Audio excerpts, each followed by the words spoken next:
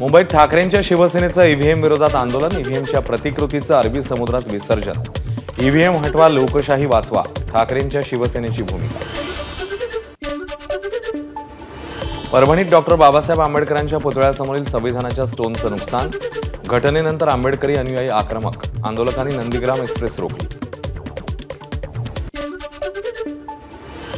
पुणे शहराचा पाणी पुरवठा गुरुवारी बंद राहणार, तर शुक्रवारी कमी दाबाने पाणी पुरवठा होईल, पाणी पुरवठा विभागाची माहिती।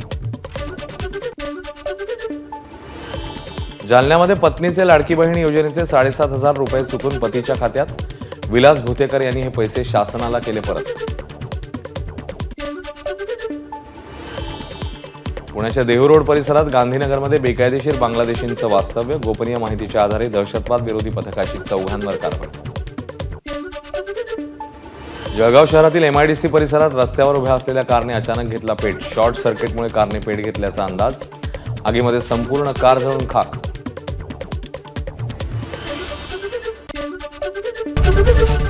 ABP माझा, उघडा डोळे बघा नीट।